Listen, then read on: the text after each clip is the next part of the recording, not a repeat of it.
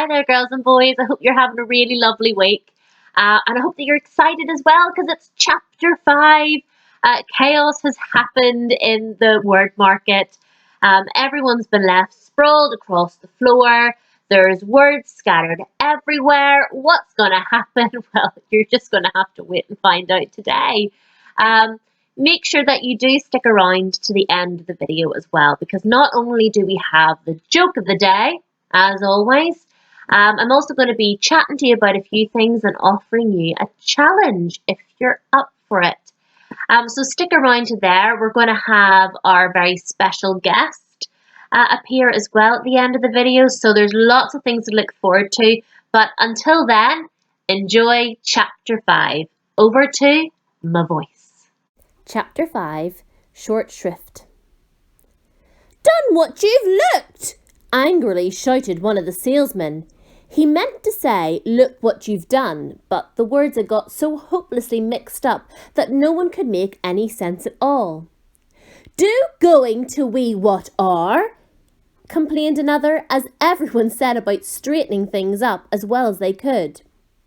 For several minutes no one spoke an understandable sentence, which added greatly to the confusion. As soon as possible, however, the stalls were righted and the words swept into one large pile for sorting. The spelling bee, who was quite upset by the whole affair, had flown off in a huff, and just as Milo got to his feet, the entire police force of Dictionopolis appeared, loudly blowing his whistle. "Now, we'll get to the bottom of this," he heard someone say. "Here comes Officer Shrift." Striding across the square was the shortest policeman Milo had ever seen. He was scarcely 2 feet tall and almost twice as broad, and he wore a blue uniform with white belt and gloves, a peaked cap, and a very fierce expression. He continued blowing his whistle until his face was beet red, stopping only loud enough to shout, "You're guilty! You're guilty!" at everyone he passed. "I've never seen anyone so guilty," he said as he reached Milo. Then, turning towards Tock, who was still ringing loudly, he said, "Turn off that dog. It's disrespectful to sound your alarm in the presence of a policeman." He made a careful note of that in his black book and strode up and down, his hands clasped behind his back, surveying the wreckage off the marketplace. Very pretty, he scowled. "Who's responsible for all of this? Speak up or I'll arrest the lot of you." There was a long silence, since hardly anybody had actually seen what had happened. No one spoke. "You," said the policeman, pointing an accusing finger at the humbug, who was brushing himself off and straightening his hat. "You look suspicious to me."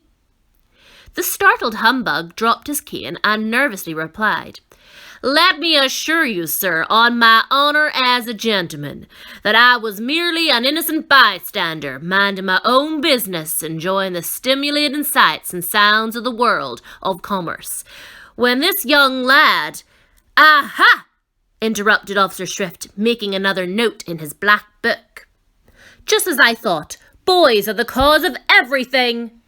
"Pardon me," insisted the humbug, "but I in no way meant to imply that—" "Silence!" thundered the policeman, pulling himself up to full height and glaring menacingly at the terrified bug.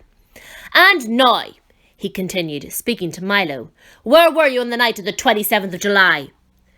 "What does that have anything to do with it?" asked Milo. "It's my birthday, that's what," said the policeman. "Forgot my birthday." He wrote this in his little book. "Boys always forget other people's birthdays." "You have committed the following crimes: having a dog with an unauthorised alarm, sowing confusion, upsetting the apple cart, wreaking havoc, and mincing words." "Now, see here," growled Tock angrily. "And illegal barking," he added, frowning at the watchdog. "It's against the law to bark without using the barking meter. Are you ready to be sentenced?" "Only a judge can sentence you," said Milo, who remembered reading about this in one of his school books. "Good point," replied the policeman, taking off his cap and putting on a long black robe. I am also the judge. Now, would you like a long sentence or a short sentence? A short one, if you please, said Milo. Good, said the judge. I always have trouble remembering the long ones. How about I am? That's the shortest sentence I know. Everyone agreed that it was a very fair sentence, and the judge continued. There will also be a small additional penalty of 6 million years in prison. Case closed. Come with me, I'll take you to the dungeon. Only a jailer can put us in prison, offered Milo, quoting the same book. Good point, said the judge, removing his robe and taking out a large bunch of keys. I am also the jailer. And with that, he led them away. Keep your chin up, shouted the humbug. Maybe they'll take 1 million years off for good behaviour. The heavy prison door swung back slowly, and Milo and Tock followed Officer Shrift down a long, dark corridor, lit only by the occasional flickering candle. Watch the steps, advised the policeman, as they started down a steep circular staircase. The air was dank and musty, like the smell of wet blankets, and the massive stone walls were slimy to the touch. Down and down they went until they arrived at another door, even heavier and stronger looking than the first. A cobweb brushed across Milo's face and he shuddered. You'll find it quite pleasant here, chuckled the policeman, as he slid the bolt back and pushed the door open with a screech and a squeak. Not much company, but you can always chat with the witch. The witch, trembled Milo. Yes, she's been here for a long time, he said, starting along another corridor. In a few more minutes they had gone through 3 other doors, across a narrow footbridge, down 2 more corridors and another staircase, and stood finally in front of a small cell door. That is it, said the policeman. All the comforts at home. The door opened and then shut, and Milo and Tock found themselves in a high-vaulted cell with 2 tiny windows halfway up on the wall. See you in 6 million years, said Officer Shrift, and the sound of his footsteps grew fainter and fainter until it wasn't heard at all. It looks serious, doesn't it, Tock? Said Milo very sadly. It certainly does, the dog replied, sniffing around to see what their new quarters were like. I don't know what we're going to do all that time. We don't even have a domino set or a box of crayons. Don't worry, growled Tock, raising one paw assuredly. Something will turn up. Here, wind me, will you please? I'm beginning to run down. You know something, Tock, he said as he wound up the dog.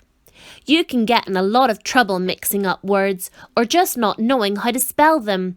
If you ever get out of here, I'm going to make sure to learn about all of them. A very commendable ambition, young man, said a small voice from across the cell. Milo looked up, very surprised, and noticed for the first time in the half-light of the room a pleasant-looking old lady, quietly knitting and rocking. Hello, he said. How d'ye do? She replied. You'd better be very careful, Milo advised. I understand there's a witch somewhere in here. I am she, the old lady answered casually, and pulled her shawl a little closer round her shoulders. Milo jumped back in fright and quickly grabbed Tock to make sure that his alarm didn't go off, for he knew how much witches hated loud noises. Oh, don't be frightened, she laughed. I'm not a witch. I'm a witch. Oh, said Milo, because he couldn't think of anything else to say. I'm Fatally Macabre, the not-so-wicked witch, she continued, and I'm certainly not going to harm you. What's a witch? Asked Milo, releasing Tock and stepping a little closer. Well, said the old lady, just as a rat scurried across her foot, I'm the king's great-aunt. For years and years I was in charge of choosing which words were to be used for all occasions, which ones to say and which ones not to say, which ones to write and which ones not to write. As you can well imagine, with all the thousands to choose from, it was most important and a responsible job. I was given the official title of Official Witch, which made me very proud and happy. At first I did my best to make sure that only the most proper and fitting words were used. Everything was said clearly, and simply no words were wasted. I had signs posted all over the palace and the marketplace which said, "Brevity is the soul of wit." But power corrupts, and soon I grew miserly and chose fewer and fewer words, trying to keep as many as possible for myself. I had new signs posted which said, "An ill-chosen word is the fool's messenger." Soon sales began to fall in the market. The people were afraid to buy as many words as before, and hard times hit the kingdom. But still I grew more and more miserly. Soon there were so few words chosen that hardly anything could be said, and even casual conversation became difficult. Again new signs were posted which said, "Speak fitly or be silent wisely." And finally I even had these replaced by ones which read simply, "Silence is golden." All talk stopped. No words were sold, the marketplace closed down, and the people grew poor and disconsolate. When the king saw what happened, he became furious, and had me cast into this dungeon where you see me now, an older and wiser woman. That was all many years ago. But they never appointed a new witch, and that explains why today people use as many words as they can and think themselves very wise for doing so. For always remember that while it is wrong to use too few, it is often far worse to use too many. When she had finished, she sighed deeply, patted Milo gently on the shoulder, and began knitting once again. "And have you been down here a long time?" asked Milo sympathetically. "Yes. Most people have forgotten me entirely, or remember me wrongly as a witch, not a witch. But it matters not. It matters not. For they are equally frightened of both." "I don't think you're frightening," said Milo, and Talk wagged his tail in agreement. "I thank you very much," said faintly Macabre. "You may call me Auntie faintly. Here, have a punctuation mark." And she held out a box of sugar-coated question marks, full stops, commas, and exclamation marks. "That's all I get to eat now." "Well, when I get out of here, I'm going to help you," Milo declared forcefully. "That's very nice of you, but the only thing that can help me is the return of rhyme and reason." "The return of what?" asked Milo. "Rhyme and reason.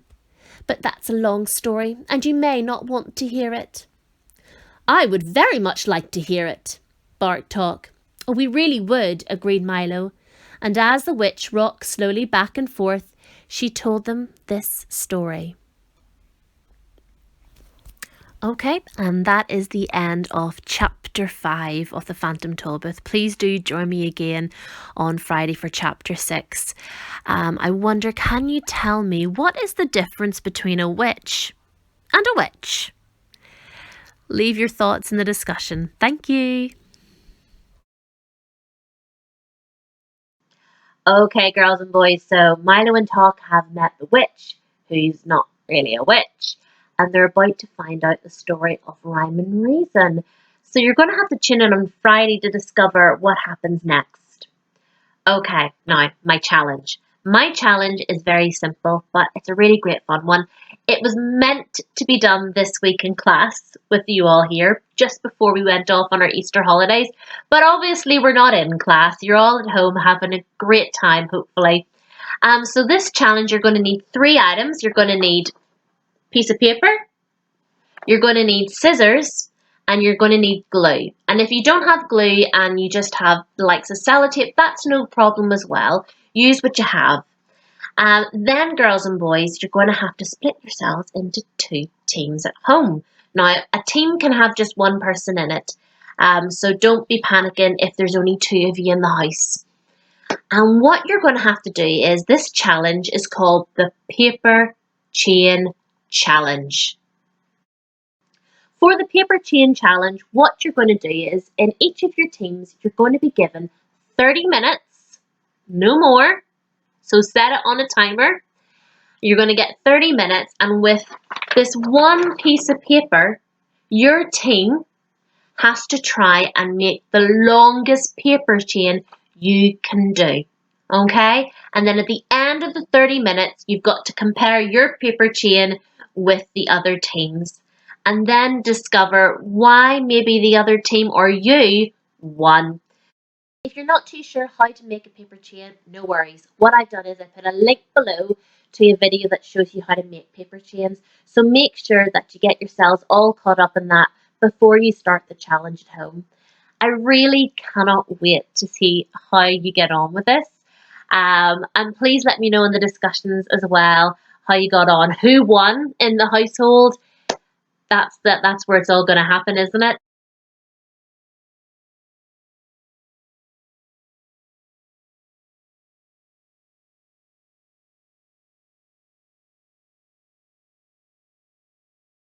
Okay, girls and boys, it's over to the joke of the day.